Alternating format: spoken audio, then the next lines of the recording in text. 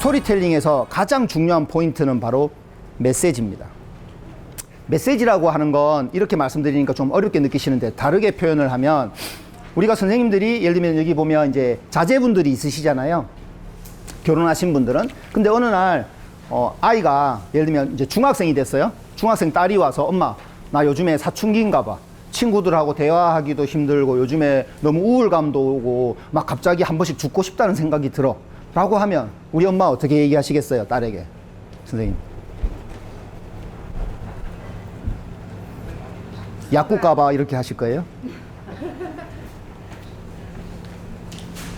저는 분명히 엄마로서, 그 다음에 엄마도 먼저 살아온 경험을 얘기할 거라고 생각합니다. 엄마도 살아보니까 그런 적이 있었고, 그런데 그건 그냥 자연스러운 거야 라고 하면서 엄마가 경험이 있기 때문에 할 수 있는 말이 있다라는 거죠. 바로 그게 메시지입니다.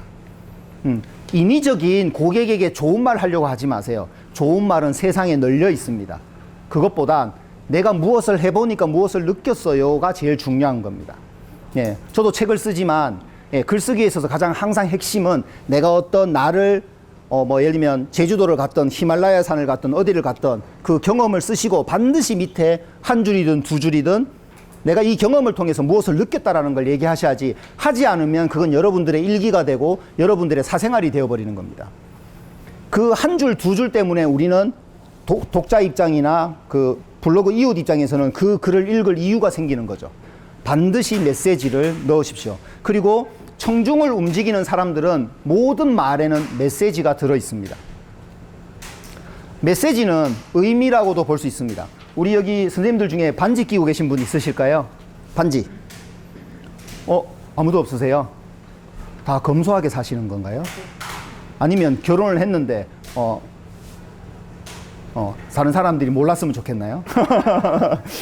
네, 좋습니다. 자, 제가 그럼 가상으로 얘기를 해보겠습니다. 제 왼손에 시장에 가면 살 수 있는 10,000원짜리 은반지가 있습니다. 오른손에 누구나 다 집에 하나씩 있는 1,000,000원짜리 다이아몬드 반지가 있습니다. 선생님, 어떤 반지를 고르시겠습니까? 다이아몬드죠. 그러니까 당연한 거죠. 선생님, 혹시 어떤 반지를 고르시겠습니까? 다이아. 좋습니다. 그런데 저는 은반지를 고르려고 합니다. 그러니까 사람들이 이렇게 얘기합니다. 정신 나간 거 아니야? 아니 1,000,000원짜리 다이아몬드를 잡아야지 왜 10,000원짜리 은반지를 선택한다라는 거야. 저는 이렇게 얘기했습니다. 지난 2월 돌아가신 엄마가 남긴 유품이야. 자, 어떠세요 여러분? 나에게는 의미가 있는 거죠. 의미는 우리가 세상이 정해놓은 돈의 가치를 뛰어넘습니다.